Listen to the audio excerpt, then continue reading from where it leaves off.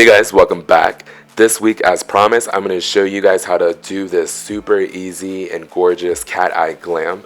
I only used 3 eyeshadows for this look. You may have seen a preview of this in my previous video where I did a foundation routine plus highlight and contour. If you haven't seen that video, make sure to check it out. But for now, enjoy and see how I created this gorgeous cat eye glam.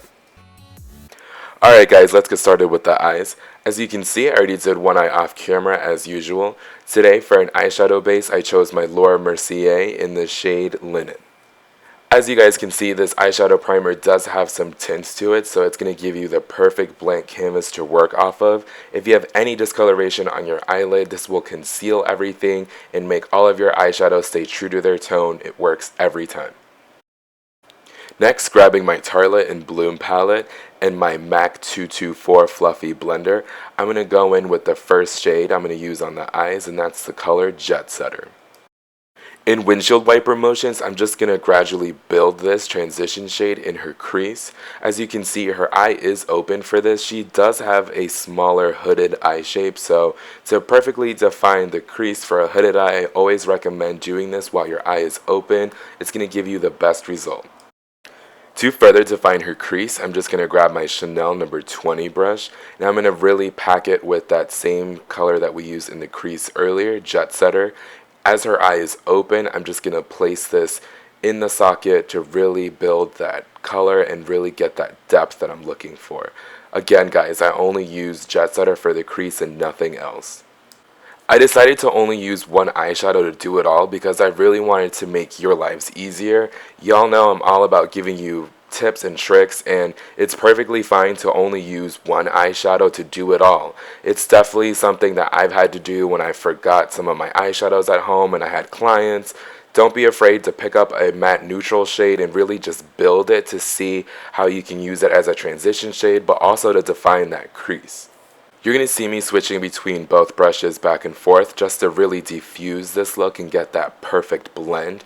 Y'all know I'm all about blending, and more blending, so this is definitely one of my favorite things to do because I love having a really soft airbrush crease.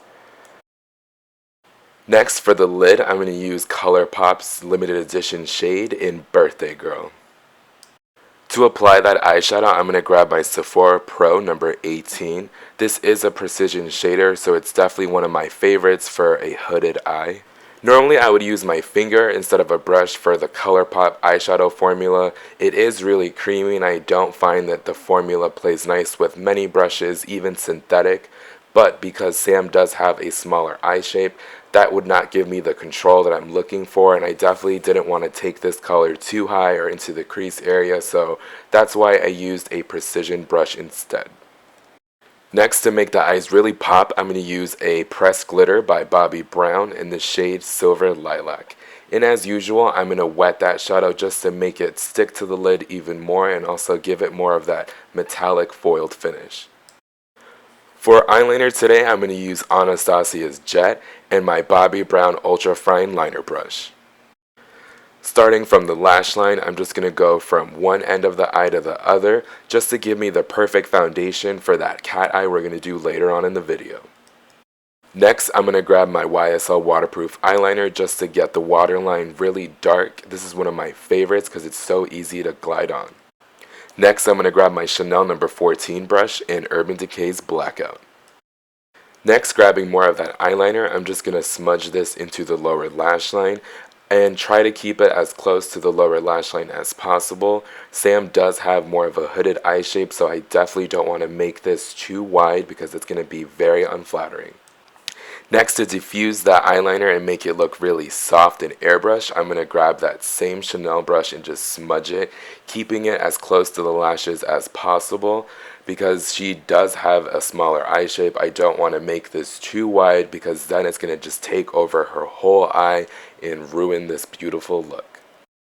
Now that the under eye is finished, I'm going to start to wing out the liner. This created the perfect shape for me to go off of to really create that cat eye effect, so that's why I kind of saved the wing for last.